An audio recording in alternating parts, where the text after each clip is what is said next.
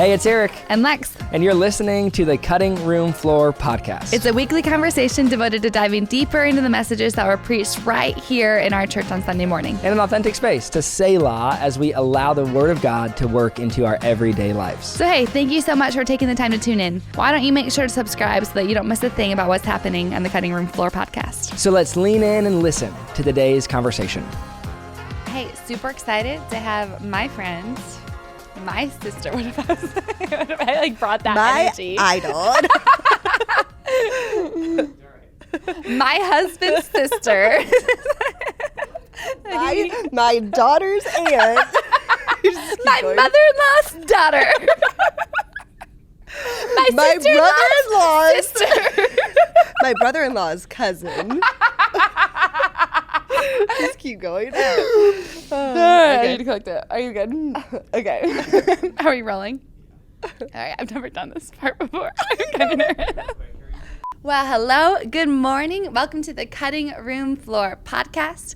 And as you can see, I am not Eric. So we are going to change things up this morning. We're really excited. I have my sister-in-law, Pastor Annie Spangler, here today. And we are going to talk about the girls. We're going to talk about the girls. The okay, girls, we had our Valley Girls Social this past Friday, right? Yep. And so Eric and I were talking, and he said, hey, instead of the podcast like we normally do, because we've had a 7-week-long I Am series podcast. So we were like, I think people are good. Let's change it up. He said, instead of that, why don't you and Annie hop on and talk about, the girls. Talk about the Valley Girls event, but talk to the girls. Yeah. So that's what we're going to do today.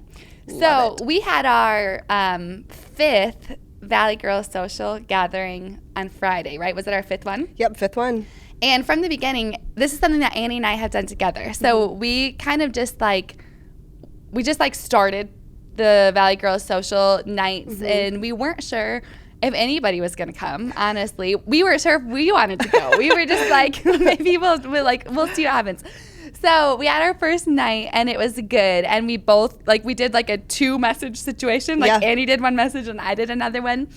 And we felt like there was a good turnout, and the girls liked it, but we weren't sure. Yeah, we were finding our feeding. Yeah, we were finding our figuring feeding. it out. Yeah, we were figuring it out.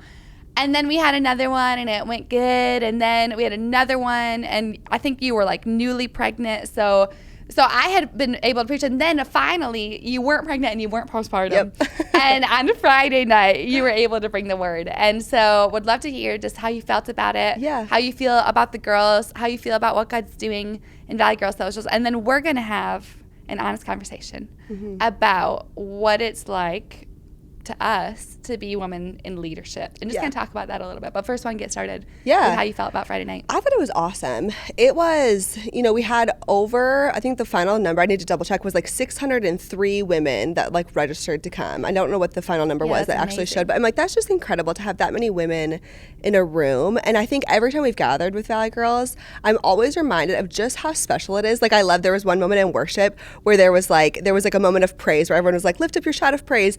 And it was just so fun hearing the high-pitched woo, all the girls. It was just the girls' voices, which is just, it's always so special. So I felt Friday night was just really, really special, and just feels like every time we've gathered, it's just built on itself more and more in really cool ways. So I was able to share a message called Still Standing, She Lands on Her Feet, all about Ephesians chapter 6, the armor of God, and how, therefore, after you've done everything to stand firm then. Yeah. And it's been a message that has just been on my heart for a long time.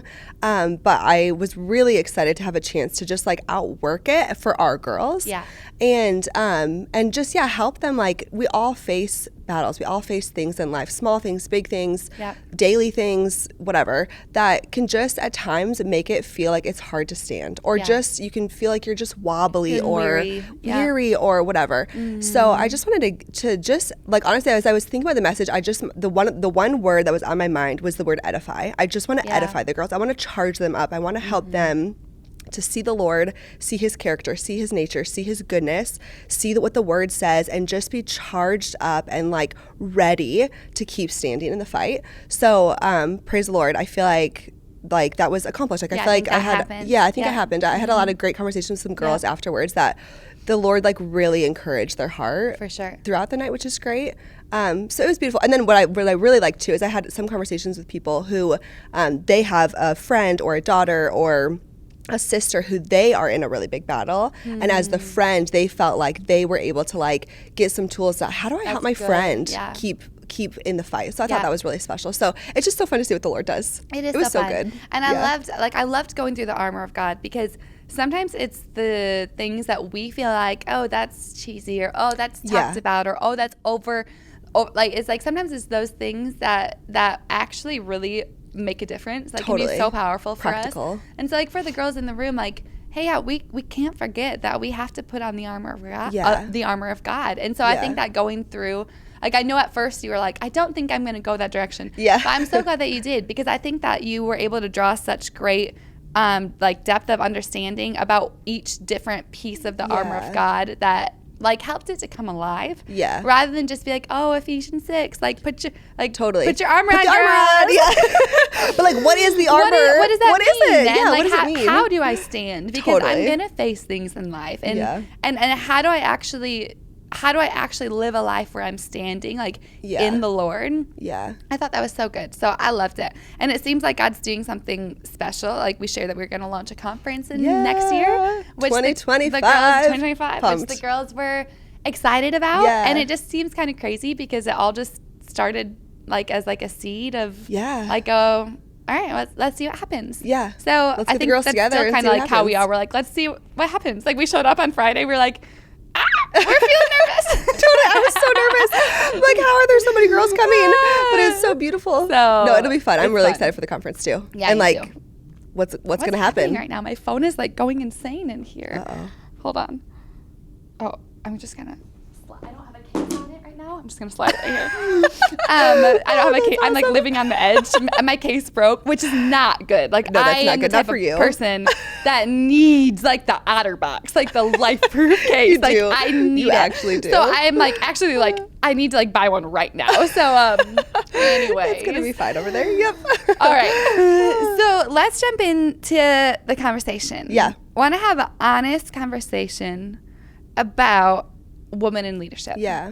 You've been a part of this church since birth. Yes. Right? Yep. So you've been here for a long time. Mm-hmm. You've been on staff since 2000. Well, technically my first job was in 2008. I was a senior in high school, and I was my parents' first assistant. Yes.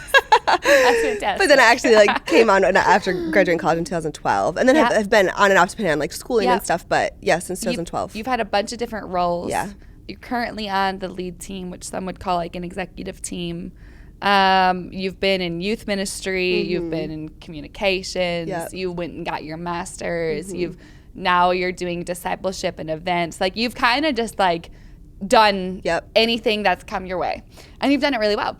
And we're still quite young. Yeah. And then I've been a part of this church since I was 15. Yeah. So nearing almost approaching 2 decades. Half your life. Half my life. Almost, yeah. And I was on staff when I was 17.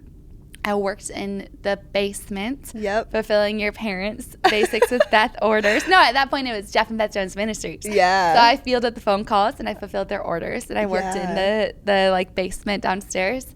And then jumped into a comm role, worked underneath your sister. Yep. Which is just so fun, being an in-law, joining into these wonderful dynamics. It's fun and really interesting.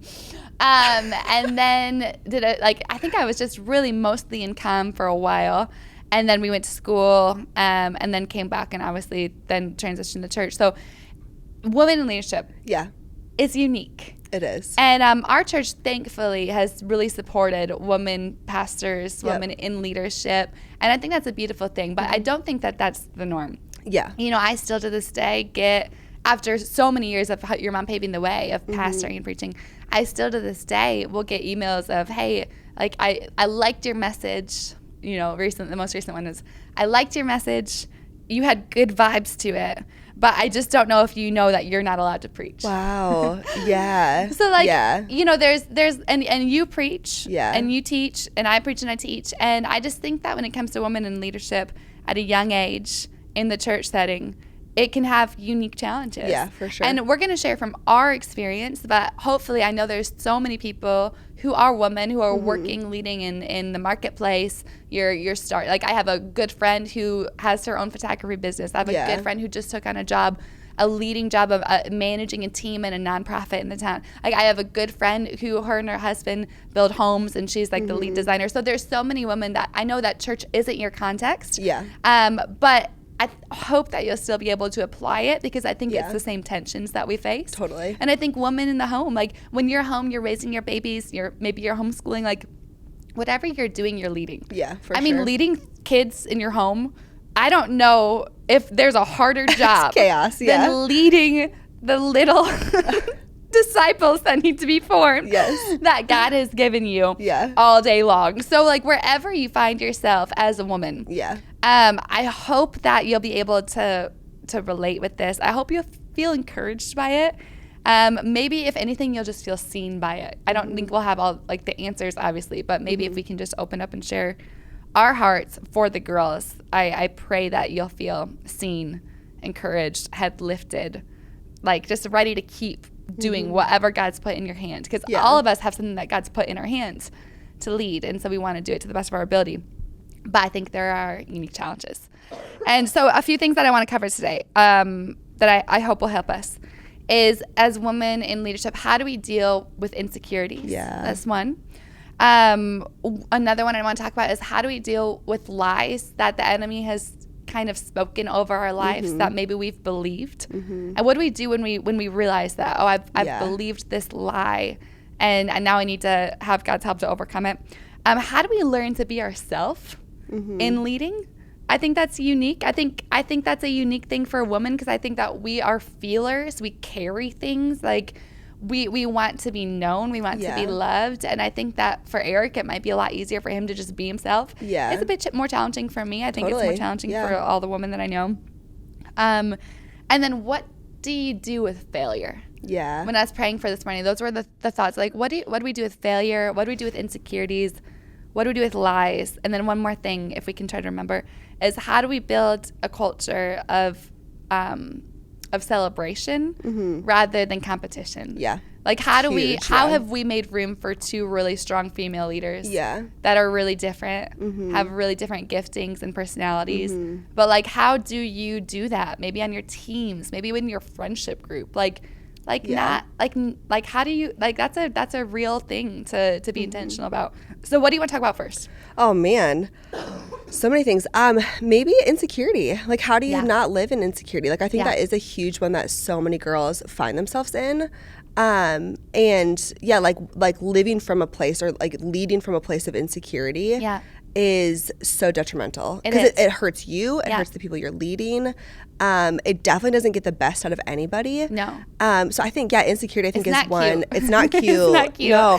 And I think it's so unique too, because I think even the way the world leads versus the way like I think we ought to lead as Christians, I think is so vastly different. And I think even the world will tell you like to lead from a place of like, oh, well, if you want to be a good leader, then like you need to like assert yourself, and you need to like, you need to put your, you need to make it known. People, just do whatever you have to do. You got to make sure your voice is heard. Like I had a conversation recently, and she was like, well, I'm a woman, so I need to make sure that my voice is heard. And it's like, I hear what you're saying, but it's like, oh, that actually just sounds like insecurity. Sure. It actually just sounds like pride versus like leading from a place of like, no, I know humility, who I am, and humility and confidence. So no, I think that's so good. And I think maybe sometimes a lie we can believe is that insecurity is something that like we don't, like we can just be free from, and then we never deal with it again, right? Like, oh, once I was insecure, and then I just am not insecure anymore, right? And I think that that's just not true. No. Like I don't think that's true. I wish it was. And I think that the better thing to grow into is I've become aware of when I'm feeling insecure, so that I don't let insecurity drive my actions. Totally. Right? Like otherwise you're living out of insecurity, and so then it's affecting everything. It affects your marriage. It affects how you treat your kids. It affects your work, your boss, your like all the things. And maybe instead it's like, hey, I'm aware that I'm feeling insecure right now. Maybe within I'm feeling anxious. I'm feeling not confident. Like I'm aware I'm feeling insecure right now. Yeah. So I need to like dig into that. Why am I feeling insecure? Yeah. And how do I not let that, how do I be intentional to not let that drive me into action? Yes. But to like pull back the reins. Yeah. And deal with it and then choose a different path. So, Totally. Okay, I've got a question. Well, hold on. I have a question for you. No, okay. First I'll ask you and then you ask me, but then we can decide who goes first. Okay. My question for you is, what is a real-time insecurity that you're working through right now? But what are you going to ask me? Okay, I was going to ask you, like, I think for you stepping into a role like what you and Eric, Pastor Eric, my brother Eric. Yes, your brother. Just Eric. What you and Eric. Yeah. What you and Eric stepped into is like really unique. And then I think like I would love to hear your perspective because also like it came from where my mom and my dad both super strong leaders, but my mom is a very strong leader. So then at times I'm like I can know, and I know we've had conversations about this, that like the almost like feeling like, oh, do I have to like fill her shoes? But I don't want to put her shoes on. I want to be myself. Like how have you dealt with that over the last 2, 3, 4, 5 years? Just the insecurity that comes as like you've come on as lead pastor, because you've done a phenomenal job, but I know that there's been like been insecurity you have to work through. That's a very real story for me. Yeah. Well, who wants to go? Who do you think should go first? You think about your personal, like before I just get vulnerable, I'll share and then you can go. Okay, yeah. That's been a huge part of my personal story the past 12 years since Eric and I were serious. You know, I grew up and I was quite a naturally confident kid. Like I didn't deal with many insecurities. I was just a bit in my own world. If you would have known like Alexa at 14, she was just kind of like she's just like catching butterflies out in the field. Like she's good. Having a good time. Yeah. And then when I encountered Jesus, I gave my life to him. I was 17. I grew up in a beautiful Christian home. My parents did a really lovely job raising me to know God. And then just for me, following him for myself wasn't until I was 17. And it was just like a radical all in, just like here, like, okay, let's go. Like I'm here for it all. Like my life changed drastically.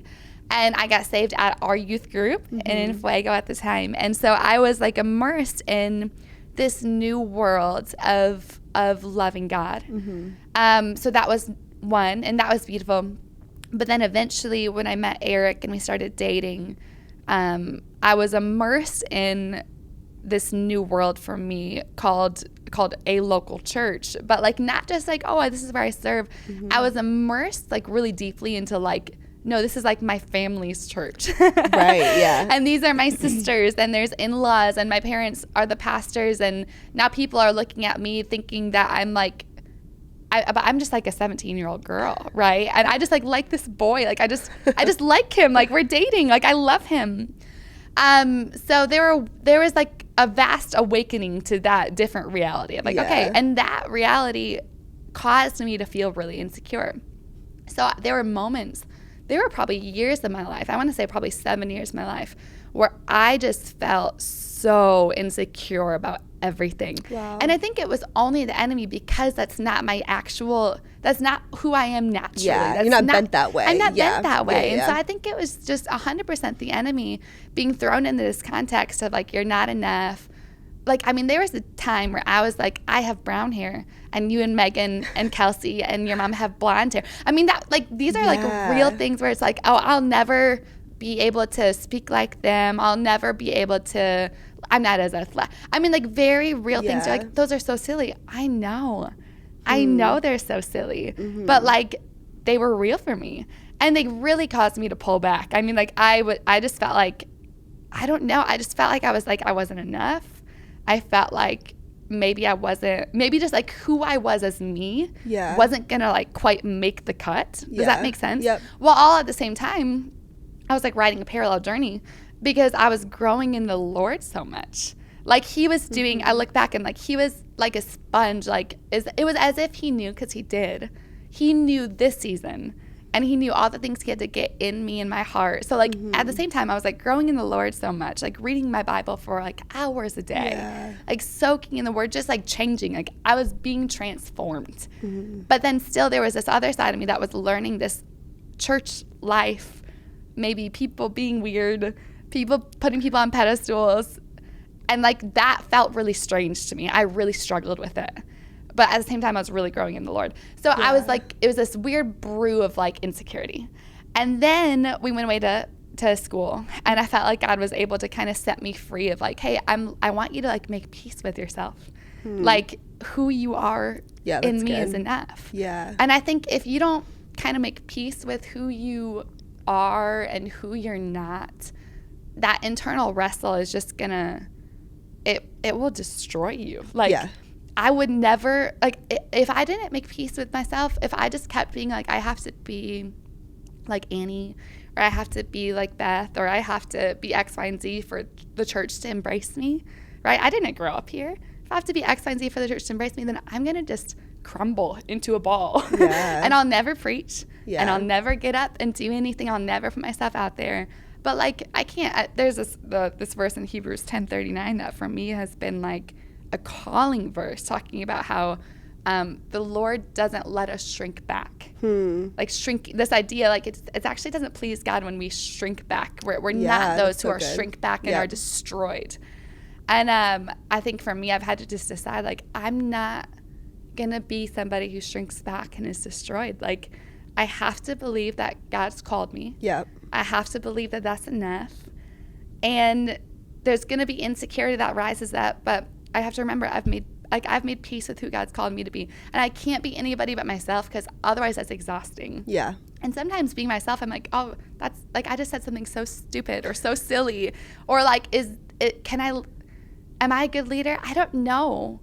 But I just know like all I can be is myself. So I think that when it comes to like, you know, is there pressure to be like your mom or to fit in? Of course I think there is. I think nobody else puts it on you though. Like, I think learning to, like, live freely from insecurity is, like, most of that pressure comes from within.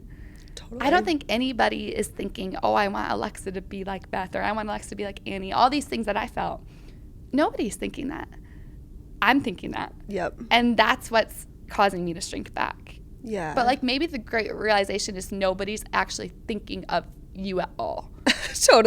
Have you ever thought that? Like, when I'm feeling insecure, I'm like, nobody's thinking of me. Like, everybody's thinking of their own lives and their own selves and they have so much going on in their own world.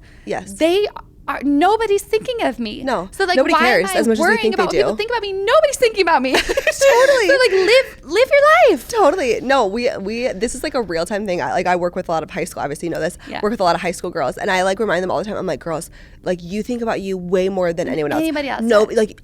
Nobody remembers the outfit you wore yesterday. Nobody. I don't even remember the outfit I wore yesterday. Like, nobody's thinking about it. So like, you're good. Just you're good. Like, you're good. Like, let that just like help you be at ease in a good way. Like, you're okay. You're okay. You're fine. And I think, like, the last thing I'll say, and then I want to hear from you. I think the last thing I'll say is, like, I think something that's really helped me to get over the feeling of wanting to shrink back or feeling insecure, or am I enough, or am I good enough to fill these shoes, I think is, like, literally seeing the people on the other side of stepping up to the plate. Like, seeing the young girls, having them in my mind, all the young girls, all the young women, all the young moms that are at our church right now, like sometimes I need to actually like have them in my mind when I'm preparing a message. Because there are times I'm like, I actually don't want to preach, because I get these emails, and sometimes I think people just want to hear Eric, and sometimes like all these narratives that you believe, but it's like, no, if I can just have them in my mind, like I could go through a million names right now of these young girls in high school. I'm like, I want you to live with confidence, and I want you to live with peace, and I want you to not have to deal with the insecurity I dealt with for 10 years. Like, I want you to be so at rest with who God made you to be. But like, I know that if I stepped up to the plate, and if I bring my past and my wounds and my battles and things that I've had to like really truly fight for, like, I can't go into all of the details because I don't think it's necessary, but like, I've had to fight for a sense of identity and strength. But like, that I think speaks volumes, and if I can just like get that to them, then that is worth it to me. So I think that like knowing who's on the other side of it helps so much. you.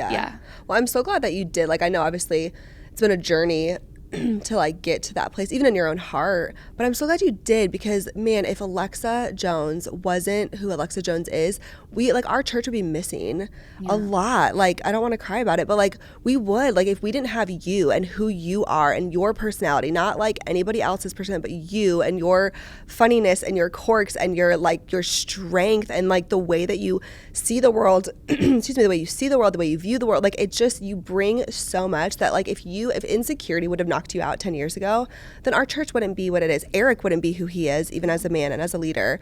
Like our church would honestly suffer without you. Yeah. And obviously it wouldn't suffer because God's the leader of the church and like everything would be fine, but we wouldn't be what we are, you know what I mean? So I'm so glad you did, because I think that's so huge. Thank you. So, I love you. Yeah. But all that to say, like, insecurity doesn't, like, there are still moments I feel insecure. Totally. I think now I just am so much more aware of them. Yeah. And I think the Lord doesn't let me shrink back. Yeah. So I think it's That's like, it's not like, oh, I am so secure now. I just think it's like, I'm way much more secure in who I am in God than I was 10 years ago. Yeah. Also, I'm just super aware, like, hey, I'm leading this meeting right now out of insecurity, and I don't want to be that leader. Yep. I don't want to be that pastor. I don't want to operate in insecurity, so I'm just going to rein it in and adjust it. So for you, like, what's something real present tense, and I can share too, but only from you, like a present tense, small or big insecurity that you feel like, hey, I've noticed this like in my life, and I know how to work through it, or I'm bringing it to the Lord. Yeah. No, it's a great question. I think there's a lot of things, but I think one thing for me right now that is like a real time insecurity that I'm working through is with just like, I think I can oftentimes, I like the way that like I adjust with insecurity is I over prepare. So I over prepare for a meeting. Like get control. Yeah, I get control. Yeah. So then it's like, okay, I'm feeling insecure, I'm feeling not ready or whatever. I'm going to preach and I'm whatever. So I'm going to over prepare. So then I know my stuff. I know what I'm going to say. I know what I'm going to preach. I know the direction I'm going to go. I know how I'm going to lead this meeting. Yeah. I know whatever. Like I over prepare and I over whatever, because then I feel like, which I don't know, maybe that's healthy or unhealthy, but then I feel like, okay, then now I'm confident because I'm prepared. I think that's a good thing. So now though, having a small baby at home, 8 months old. You're like, I am unprepared for almost everything. No, totally. I'm like constantly have to use like checklists on my phone to be like, did I pack the sleep sack? Like, do we have diapers? And so with a small kid, and then I've come down with hours. So like I just don't have as much time, or I would just take time in the evening to prepare for whatever. Yeah. But now it's like, okay, no, I just don't have the time that I had for decades of my life as a working leader. I just don't have the time. So now I can go into situations and I can feel like physically underprepared or emotionally or just, whatever it is. Underprepared in a way that like I can't lean on that. So then I start to feel really insecure. And then I feel like, oh my gosh, I have nothing to say because I don't have my thousands of pages of like these things used to bring me a sense of safety. Yeah. So now I think that is one thing that I'm like, I'm just having to lean into like, okay, no, Lord, like I am confident in you. And like, and I know it. Like I have to like remind myself like, no, I like in a not prideful way, but like in a just, okay, no, like I've got the goods because I'm in the Lord and I'm secure in the Lord and he's helping me and he's giving me wisdom, and like honestly having to go back on these things that I know to be true of like, no, Lord, like you actually are with me and you are helping me and I know the voice of the Holy Spirit. So as I lead this meeting, I'm feeling insecure because I didn't in the natural be able to prepare whatever. But no, Holy Spirit, like I know your voice and like you're going to lead me and you're going to help me to see things that maybe I would have seen in this project or this event or whatever if I spent 10 hours on it, but Holy Spirit, you're going to have to help me because I just don't have the time that I used to. Yeah. So I think that is one that, and I could give a bunch of different examples, but I think that's just a real time thing. That's a real time for you. Yeah. It's almost like it's just a vulnerable season because you're finding your feet again after having a baby. Yes. So it's like there's insecurity of like, how do I do this?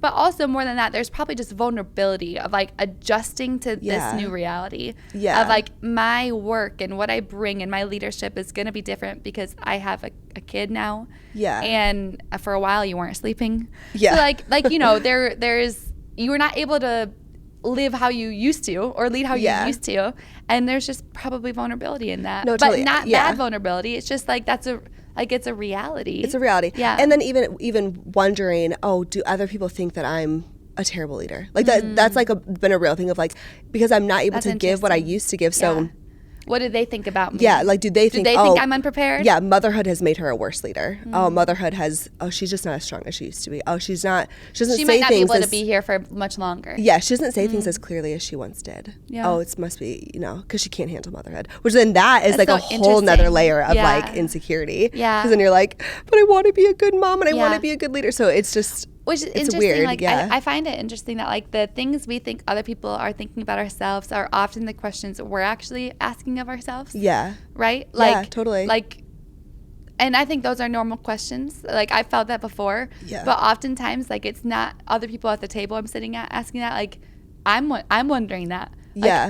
Am I gonna be able to do this? Yeah. Am I like how do I feel about me? Like I think that like it like awakens some things where it's like, yes, you can, and yes, we can, and yes, like you're a fantastic mother, and yes, you're a fantastic leader. Like I think it's like, yeah, it's like because nobody's thinking that. No. Everybody's like, oh, I'm so glad that she's back from maternity leave. Praise God, she's here. Praise God. I don't care if she's less prepared. Just like praise God, she's back. Here. Totally. Yeah. But I think that it just reveals like it reveals what we wonder about ourselves. Totally. Of like, man, like every mom feels that way. And I think that that's a unique things that dads don't feel. And fathers are so important. Obviously, we love them. Like Zach, sure. Phenomenal. Such a Eric's good dad. phenomenal. Yeah. They're not feeling that way. Yeah. And that's so interesting to me. Yeah. Like Eric's not at a meeting thinking, do people think I'm not a good father? He's not even thinking that's about so the kids, true. but we are. I'm like making a doctor's appointment under the table. I'm like texting the sitters, you know, and it's just such a different calling. Like, because like we and there's like such a like there's a confidence Zach has. Like I asked him, I was like, do you ever like wonder if you're a good dad? And he's like, no, I know I'm a good dad. You're like, oh. I'm like, wow, that's a question I'm asking daily. I'm like, no, I'm asking you this because I want you to affirm. Tell me I'm a good mom. No, tell me. You're like, I sometimes think about that. I mean, I actually asked you because I don't care what you say. I just want you to tell me good things about me. Totally. And it's like, Totally. it's interesting. So like I think we have to like make peace with that. Like we can work and be a good mom, or we can stay home and be a good mom. But I think I have friends who stay home and they still ask that question. Yeah, totally. Like it's nothing external. Yep. I just have really settled that. Like it's not external. It's an internal wrestle. Yeah. And an internal belief of like, no, God's with us. He's for us. Yeah. But I think that we all feel that. Yeah. Yeah. And I think going back to what you said too, like just settling, like I think that is something that I have to constantly do because like I really dealt with, not to go back to like whole history, but really dealt with insecurity in my early 20s especially, which I think a lot of girls do. Like I think it's just that's just normal. Mm-hmm. And I really remember the Lord just like working with me of like, I don't want to live this way. Like I just would think about my future and I was like, I don't want to be the 30, 40, 50-year-old that just like lives insecure. So I was like, Lord, help me figure out how to not live in this place of insecurity. Yeah. So I feel like you have to get to a point where you're like, okay, no, I'm settled in myself. And like, I have moments where, yes, insecurity rears its head and I have to fight it. But you're like, human. But like going back to like, okay, no, I am settled and I'm confident in who I am in the Lord and I'm settled in that. And I think anytime insecurity rears its head in whatever way, whether it's work or motherhood or school or whatever, it's like just going back to, okay, who am I in the Lord? And like am identity. I settled in me? Yeah. And like that brings such a I think so too. Feeling safe with yourself. Yeah. Like, I think that you have to be on your own team. Yes. If you're against yourself, there's already so many people that are against you, so many things that think you shouldn't be doing this or what. Like, if you're against yourself, if you're not at peace with yourself, if you're not like, hey, I believe in myself, like, I know who God called me to be, I think that's just, you're gonna struggle for years until you can learn, like, hey, I'm, like, I am not fighting against myself. Like, I love who God's called me to be. Yeah. I embrace it. Yeah. Okay, that leads me to, let's talk about this, because I think that this is something a lot of people and the girls listening to will relate with, is that it's like learning to build a culture. On our team, we can speak from like our team, our lives, Valley Girls Social, what we do. But I think that in any girl who leads a team, is on a team, all the things that work, I think they'll understand this. Learning to build a culture of celebration and not competition. Yeah. Because I think from our dynamic as sisters-in-laws, there were a lot of years that, like, maybe I just was like struggling with my own insecurities, but I felt like maybe there was slight competition, or just like I just like wanted you to like me so much. I'm talking about early on, like Eric and I dating, like early first years. I'm like, we're good, okay? You're like one of my closest friends. We're good. We're good. But I remember just like feeling like I think insecurity breeds competition. Yeah. Because you're so concerned with yourself that you view everybody else as a threat. Yep. And maybe they're not a threat to you, but they're a threat to, are you enough? Yeah. Like, you're not like, oh, I got to be better than you. I'm never somebody who's like, I got to be better than somebody. I'm not competitive. But I will always say I'm worse than. I'm sometimes competitive. You're like, but like, so that's not my drive. I'm not like, oh, I need to beat you. Yeah. I think often when I see somebody as a threat, I'm just like, I'm not good enough. I'm not as good. Yeah. So I think that for us, like, I think we've had to be really intentional. And because what I think comparison does, is it steals the opportunity for you to see another strong leader as your friend. Yeah, for sure. Like, if I would have let comparison, or if you would have let comparison or any sense of competition breathe within this space, it steals the opportunity to have community. It steals friendship. It steals me seeing other women as like, hey, we're sisters. We're side by side.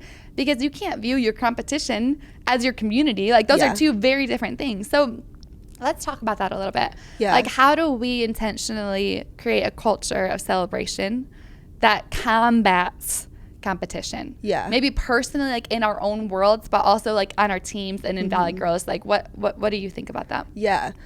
It's a good question. And again, I think the way that we ought to be as Christian women is so different than how the world can be at times. But I think it's a good question. I think one thing I like initially think of is just how grateful I am to have grown up in this church, and also to have grown up just honestly just playing sports. Yeah. Because I think that has really helped both things have really helped to shape my mindset, where like, especially when I think of like sports, like the girls on my team, they're not my competition. Like teammates. They're my teammates. So like, we have to work together.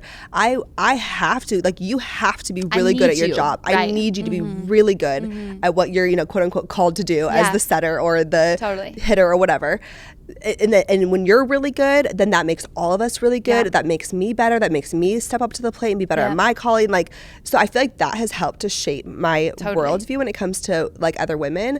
Not to say that like there's not moments where the insecurity and the like feeling of like, okay, the competition or whatever like rears itself. But I think that's helped me to like be like, no, actually, we all are better when we work together. Yeah. And I've seen in sports, when we're not working together, we are not good. But when we work together, it's like, oh my gosh, this is such a beautiful thing. Totally. So I think that's one thing that has been on my mind, and honestly has just shaped my worldview, where like I look at you and I look at the other girls on our team, and I'm like, no, I want like they're all amazing. They're all amazing. Incredible. And if we actually like if we look at the mission of what we're after, like we are after helping people to know Jesus, helping people to have the confidence to then go out into their world and make him known. So if that's our mission, if that's like what we're going for, then I want every girl on our team and every guy on our team to be firing at like every single way, and to be like crushing it. No, because it's like if there's ego, then like we can't be good and we can't do what we're called to do. Because ego doesn't build teams. No. So I think that's one thing that like, and it's a reminder I think of like when a girl is doing really well. Yeah. Because it's like, you can say that, but then when a girl's doing really good or a guy's doing really good or whatever, your competition. Or somebody gets what you wanted, right? You were praying for this role or this position, and somebody else gets that, and you're happy for them. Yeah. But you're also kind of like, dang it. Like, then you're like, do I actually really want them to do that good? Like, I want to do good, but not that good. Yeah. So then you have to go back to, okay, wait, hold on. Yeah. What do I actually want? Yeah. No. And can I actually celebrate? Yeah. Can I celebrate? Yeah. And if it's a struggle for me to celebrate, why? Yes. Right. If I'm struggling to celebrate one of my friends with something big that happened in their life, why? Yes. I don't need to feel shame about it, but like, why? Like, what is that saying about my soul right now? Yeah. Because I should be able to celebrate them and everything that God's doing with them. I want to celebrate with them. I want to cry with them when they're crying. But like, why? And I think there's moments where like sometimes it's hard for me to celebrate with a friend. That's rare. Like, I really try to be the person who like, I don't want to compete with you. I want to build you up. Yep. But of course, we're all human. Yep. So when that comes, it's like, hey, okay, I'm noticing this within myself. Yeah. Why am I feeling this way? Yeah. Is there something in my world that I'm wishing it would be going better, that maybe this is making me feel less than?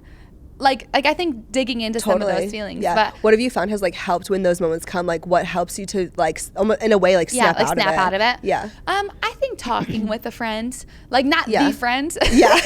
Yeah. Right? Yeah. Because like they don't deserve to feel that. When you had a good thing, that really made me feel insecure. I want to talk about it. No. Totally. I think talking with a trusted friend, like, hey, I noticed this about myself and it's ugly. Yeah. I don't like this about me. Like almost revealing it. Totally. Getting it out there, because I think it festers when it's hidden. Yeah. Maybe it's my husband. Sometimes it's Eric. Sometimes it's a trusted friend. Hey, I see this in me and I really don't like it and I don't want to feel this way. Yep. So I want to talk about it and I want you to be honest with me. Like I want you to talk with me, talk me through this. Like, what do you see? Why do you think I'm feeling this way? Maybe even just maybe all I really need is just encouragement. Yeah. In areas that I'm feeling discouraged, and like that's enough. So I don't know. I think I have to get it out there. I think that's really good. I think I like that. Like just calling it what it is. Because I think sometimes what can happen is if you don't, like if you, okay, I'm feeling this way, let me go talk to a friend. Then it can, if you're not careful, it can just turn into like a gossip sesh. Yeah, and that doesn't help. That makes it worse. That doesn't help. Yeah. And then it's like, I'm feeling this way, and then it's like, oh, well, they, then it's like, then you start putting the person down, which is like, that doesn't help. Because you're so insecure that you want to put them down. Yeah, totally. Which is like, that's, whatever. Yeah. But just calling it what it is, being like, this is ugly. Like, this is ugly. Yeah. I have to do the same thing. I don't want to be this way. Totally. But like I notice this in myself, and I'm human and I'm struggling with this, but this is not the friend, wife, mom, leader, etc. that I want to be. Yep. So I think when you reveal it and then you just move forward. Like I don't think you have to linger. You just are like, okay, let's move forward. Yeah. And then you intentionally celebrate that person. Maybe you go take them to dinner. Maybe you write them a long note. Maybe you do something that's like, I'm gonna like seal that I'm not going to feel this way towards them. Yeah. I'm going to move forward and I'm going to celebrate. So no, I think that's such good. That's such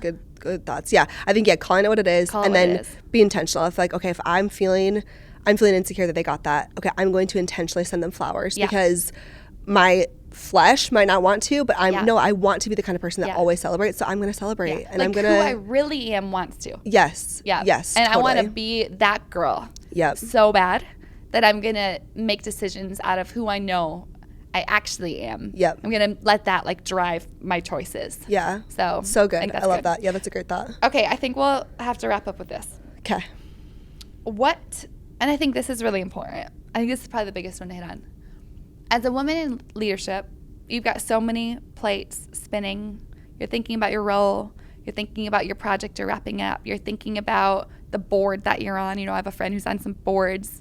You're thinking about your kids. You're thinking about their health. You're thinking about their next doctor appointment. You're thinking about the food you're giving them. You're thinking about your screen. I mean, it's just like your brain is just nonstop. Yeah. And so in that space, there's bound to be things that you drop. There's bound to be plates that you break. There's bound to be things that you fail in. Yeah. Because you're doing a million things at once. And so I'd love to talk about, and maybe just encourage some of the girls today who feel like they are failing, maybe in small ways, maybe in big ways, or maybe who just had a failure, like, oh, that project, like I knew I should have done it better, but I didn't have the time, and it just kind of dropped, and I just feel like maybe I can't catch a break. I feel a little bit like I just keep dropping these plates, and I feel just a little bit like I'm not a failure. Like I'm confident enough. I know who God's called me to be. I know that I'm not a failure, but I feel like I've been failing. Yeah. And what do I do with failure? Yeah. How do I move forward? How do I not let it define me? How do I not stay in a space of feeling discouraged by it? Yeah. Yeah. And maybe we can share, I have an example of a real-time example, but maybe if you could share a real-time example of hey, I really feel like I failed here, and this is how I got back up. Yeah. And kept going. Yeah. Man, it's a good question. And it's a real one too, because it's so easy to let small failures. Just small ones. Small ones. Have to be big. Yeah, they can then compound, and then you're then it makes you feel like, oh my gosh, I can't, I'm feeling at everything. And it's well, no, you're not actually feeling at everything. You just dropped this plate. Totally. But I think that is a really real thing. No, I think it's a good question. I'm trying to think of a real-time example right now. Do you have an example in mind? I think for me, I'll speak from yesterday, and you're going to be that's so silly because it's not a big deal. And I know it's not a big deal. So I feel like when I got up to MC first service, I felt like it was a bit of a failure. I feel like there were things that I didn't say how I wanted them to. I had a moment where I literally said, I don't know what I'm supposed to say next. And then I said, I'm feeling jet lagged. I'm like, I haven't been on a trip. Like, what are you feeling jet lagged from? You did say that, and Eric goes, jet lagged. I was like, I think she means like daylight savings jagged. We had been up since like 4:30 a.m. because of this stupid time change. Like, whoever made this time change definitely did not have kids. So like, we've been up since like 4:30, and I was up there, and like I was talking about Valley Girls. I don't even know. I like had people clap for you twice. I was like, let's put our hands back together for Pastor Annie and the Lord. Like you know when you just like lost the plot. Like, you're so deep in that you've just like lost the plot. There's like this quote from Michael Scott that's like, sometimes I don't know what I'm saying. I just keep talking and see where it takes me. It's like that moment. Okay, now you have mascara all over your eyes. Okay, hold on. I need to gather myself for a second. We're back. Okay, so I like got off the stage and I was just like, you know, I've had stronger moments. And like part of me was laughing because like I said, it's not a big deal. Totally. Like I said, nobody's thinking about you. Yeah. Like I said, like life does not revolve around you. But like I'm human and I felt like that was a failure. In front of like 600 people. Totally. Who are like people and like much older than me, and like I'm just like up there, I'm like, what the heck did I even say? Like I just stumbled through that, and I don't like that feeling. Totally. Like for a lot of reasons. Yeah. And so it really like it just discouraged me, and I was like, dang it, like. And now like the hardest part is like you've got to like gather yourself and do it again. Totally. For the next service. So I felt like I was like, and I told Eric, I was honest with him. I was like, babe, you did awesome.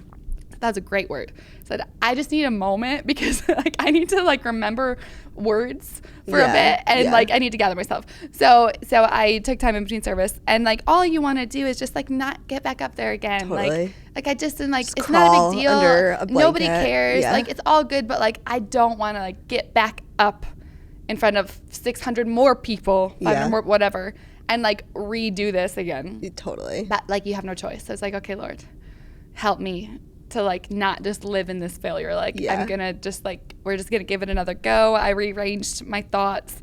I did my trusted sticky note rather than a call. Like I just like got back to my plan, and went out there and gave it another go, and it was fine. It felt better than the first time. But like then I was talking with Eric after, because for some reason like it really wasn't that big of a failure. There's a million things. There's a million ways I dropped the ball throughout the week because you're human. Yep.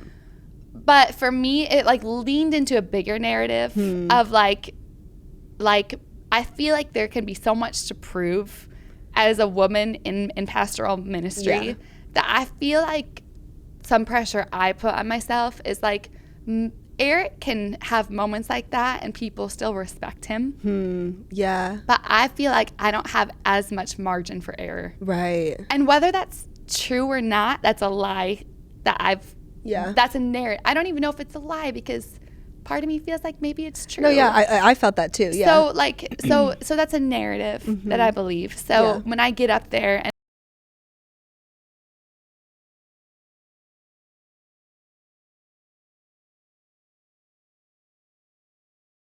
I'm loved by God. Yep. And I'm loved by our church. And I love who God's made me to be. So like I'm at peace with myself. If I say something stupid, I say something stupid. Like I've got to be okay with that because no one's ever gonna say the right thing all the time.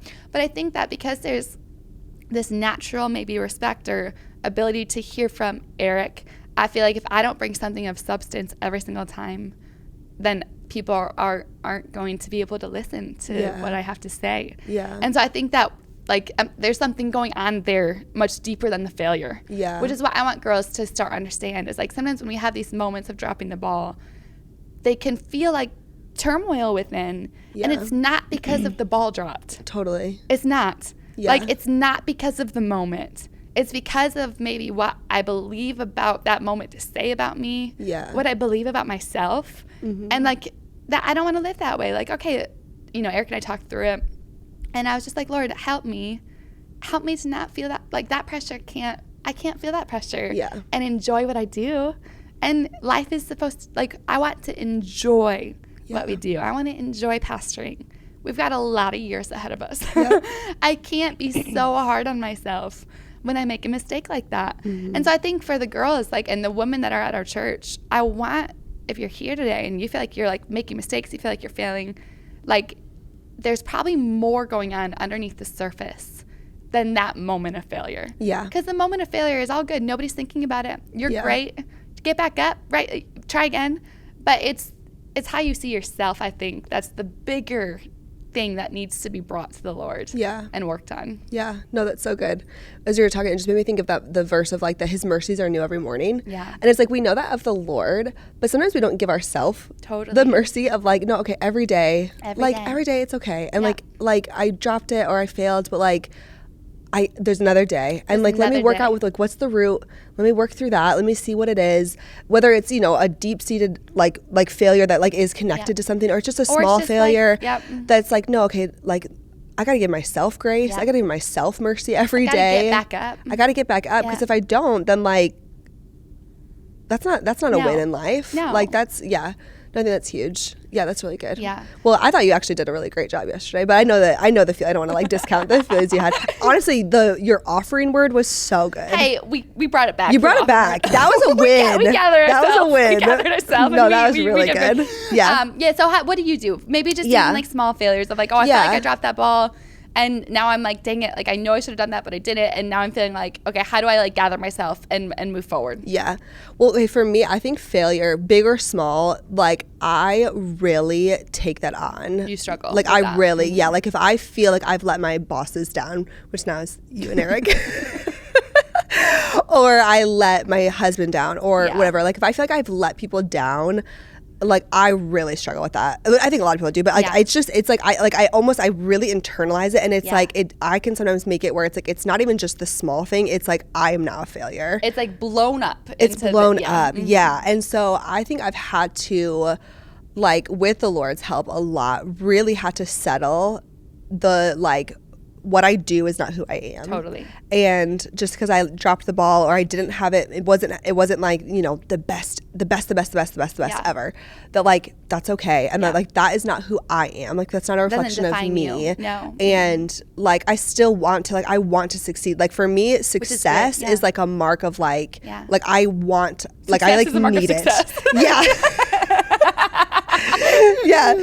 So so I feel like I have to like be careful to not attach those things. Yeah. And even just be like, okay, you know what? Like I can't, like just genuinely, I can't be 100% of everything. No. And some things are going to get my 100%, but some things aren't going to get 100%. Some things are going to get 50%. And like I'm going to do my best. Like I'm going to, whatever, make it as best as I can. But like, if it's not what I would deem 100% A++++, that like, that's okay. Like I can't, I will crumble and fail all the time if I live with that kind of standard for myself. Totally. So I think I've had to just like, and especially honestly with like having a son has like really like in a lot of ways has helped me to settle myself more. Set you free a little bit. Yeah, because it's like, oh no, I quite literally, if I try to give 100% to that, then I'm giving 50% to my son, and that he always is going to get 100%. Yeah. So I think I've even had to like settle that of like, when I fail, like I'm going to fail. Totally. Like I will make mistakes. It's going to happen. Yeah. And if I think that I'm not going to, then I've already set myself up for failure. So I'm going to fail. And when I fail, I have to give myself grace. Yeah.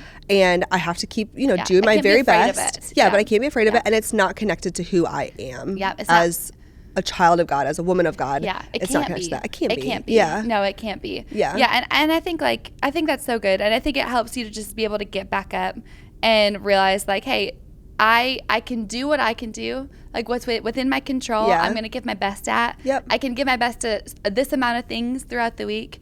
And then I just have to let God fill in the gaps. Like there's going to be things I can't get to. There's going to be things that I don't do that I wish I could have. Yep. But like at the end of the day, if I know that I've given my best, I've given my all, then I can believe that God's going to fill in the gap. He's going to strengthen my weakness. Like that verse has become, and I think we should end on this, that verse has become so real to me. Yeah. That God's strength is made perfect in my weakness. Yep. Because I think I feel weak in a lot of areas. Mm-hmm. Like especially if you're a mom and you're leading and you got bits and you got a kid, like you're going to just, like it brings to the surface your weaknesses. Yeah.